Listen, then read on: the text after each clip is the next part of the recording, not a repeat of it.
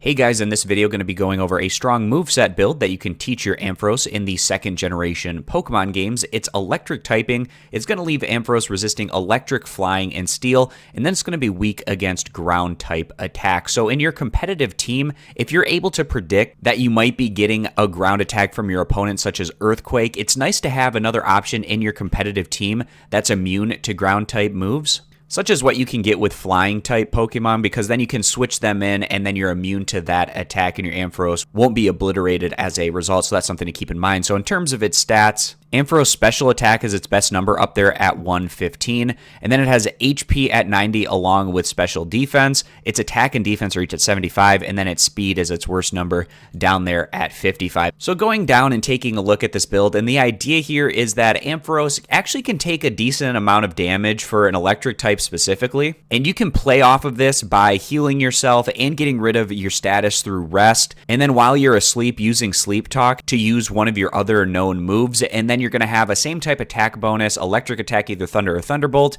And then move 2, you have some different options, whether you want to go more defensive or offensive. The defensive moves here are Lightscreen and Reflect, where the offensive move gives you a bit more coverage, especially if you're going against a ground type. Having that Hidden Power Ice is a super effective attack, potentially against those opponents. But what I want to do is start off here with move number 1, either going Thunder or Thunderbolt. Now, Thunder, 30% chance to paralyze. It can't miss in rain. It's 120 power, 70% accurate, whereas Thunderbolt is a 10% chance to paralyze, less power at 95, but higher accuracy at 100%. Ampharos is going to be able to learn Thunder through leveling up, and it grabs it at level 57, whereas Thunderbolt would have to be taught through the Move Tutor in Crystal version.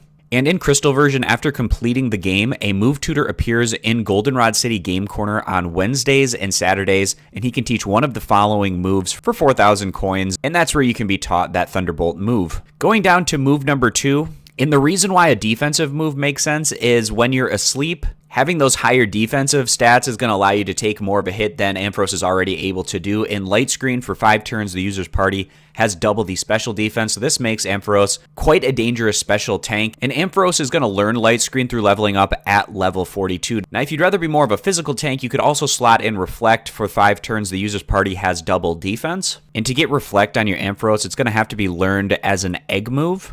And in the Generation 2 games, through breeding, to get Reflect, you're going to have to breed with the Chikorita evolution line, and that's going to have to be the father. They know Reflect, and then it would pass it down. And then if you'd rather go with a damaging move in this Move 2 slot, you can go Hidden Power Ice. And I'll link this article down in the video description that helps you calculate Hidden Power. It's pretty tricky to get the exact typing that you want on your Hidden Power. But to pick up the TM for Hidden Power, it's going to be TM10, and it's found over at the Celadon department store for 3,000 on the 3rd floor. And now to round out this build, move number 3, Rest. The user sleeps 2 turns and restores HP and status. And this is going to be learned through TM44, which is found over on the Ice Path.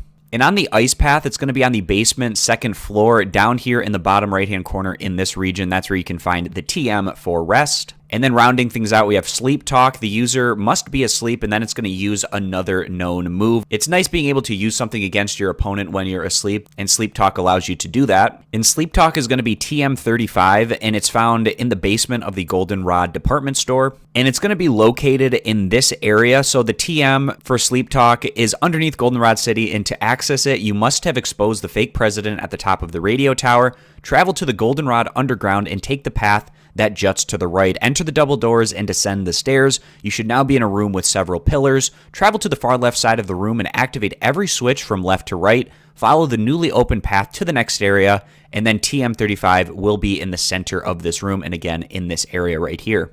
And then the item here is Leftovers. At the end of every turn, the holder restores 1/16 of its max HP. And Leftovers can be found from a wild Snorlax holding it. You can also pick it up at the Celadon City restaurant in a trash bin. And through repeatable methods, you can get Leftovers by trading over a wild Clefable or wild Snorlax from the Generation 1 Pokemon games over to the Generation 2 games. And that's going to wrap up this video, so I appreciate you guys stopping by. Consider subscribing to the YouTube channel, and I'll catch you back here next time.